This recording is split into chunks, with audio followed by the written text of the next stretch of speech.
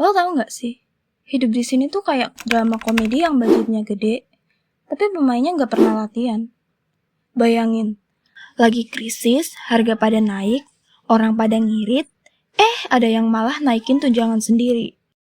Kayak lagi makan di warteg, duit receh terakhir buat beli lauk, terus ada yang nyomot lauk tambahan pakai duit patungan lo. Dan lo disuruh diem, soalnya katanya itu udah hak dia. Hak katanya. Yang bikin ngakak tuh alasannya klasik, buat mendukung kinerja. Bro, kinerja apaan kalau tiap hari headline-nya masalah baru? Itu bukan kinerja, itu sinetron stripping. Dan yang lebih absurd, ada yang protes. Bener dong, tapi protesnya malah dihadiahi asap. Bukan asap sate, bukan asap rokok, tapi asap yang bikin orang ambruk. Jadi rakyat lapar dapat asap, wakilnya dapat lauk. Lo pikir cuma mahasiswa? Kagak, ojol pun turun. Wajar sih, mereka tiap hari ngitung receh, dipotong sana-sini sama aplikasi, ditambah aturan aneh-aneh.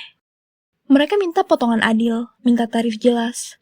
Tapi endingnya, 2 orang gak pulang. Katanya korban situasi kepala lo. Lucu banget ya, nyawa rakyat tuh kayak saldo akun. Kalau hilang, tinggal dibilang, akan dievaluasi. Padahal kalau saldo hilang gara-gara aplikasi, lo bisa ngamuk seminggu. Tapi kalau nyawa, ya udah dikasih karangan bunga.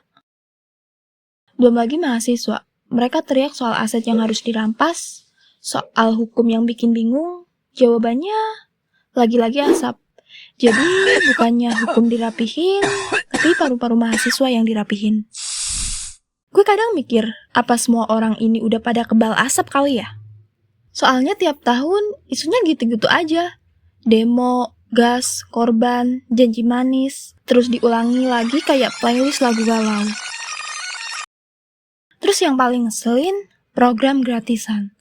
Katanya biar bergizi, biar sehat. Nyatanya porsinya kayak cemilan. Rasanya kayak bekal basi, dan duitnya entah kemana. Jadi kenyang enggak, sehat juga kagak. Cuma kenyang lihat poster kampanye. Buruh juga nggak ketinggalan. Mereka turun, bawa poster, bawa suara. Tapi di mata penguasa, itu cuma kerumunan ribut.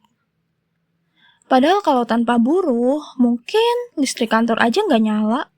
Tapi tetap aja mereka dianggap beban. Ironi kan? Korban udah 9 jiwa. 9 coy.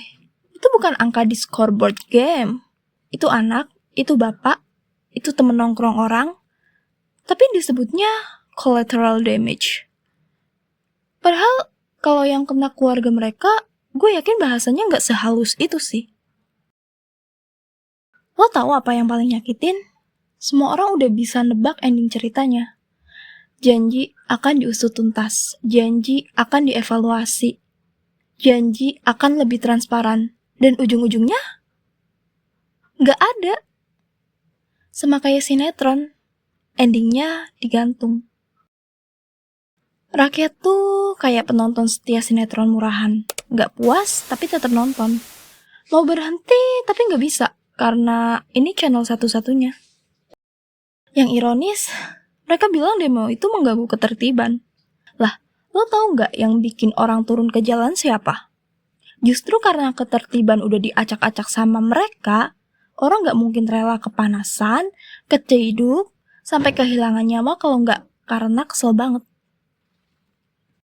Dan tahu gak, aksi ini organik banget.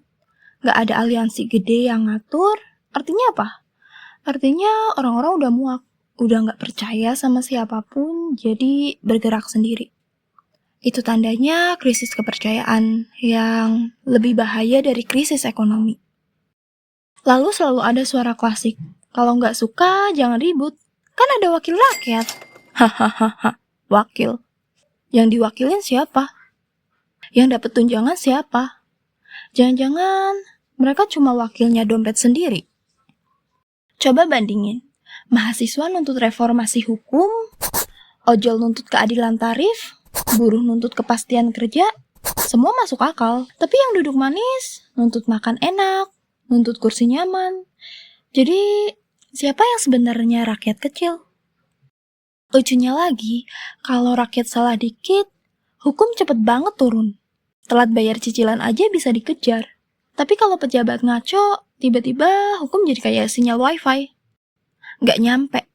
Lo sadar nggak sih, tragedi ini tuh kayak kabaret sarkas. Orang mati di jalan, tapi pejabat sibuk rapat anggaran. Orang teriak minta nafas, mereka sibuk mikirin interior ruang kerja. Kayak dua dunia paralel yang nggak pernah ketemu. Dan rakyat cuma bisa ngetik di medsos, bikin meme, bikin hashtag. Karena kalau turun beneran, ya resikonya nyawa. Jadi sarkasme digital jadi satu-satunya senjata. Gue nggak tahu apa besok masih ada yang turun lagi. Tapi satu hal pasti, semakin mereka sok mewah di kursi empuk, semakin rakyat belajar bersuara. Dan kalau suara udah nggak bisa ditahan, ya siap-siap aja. Sinetronnya bisa berubah jadi reality show.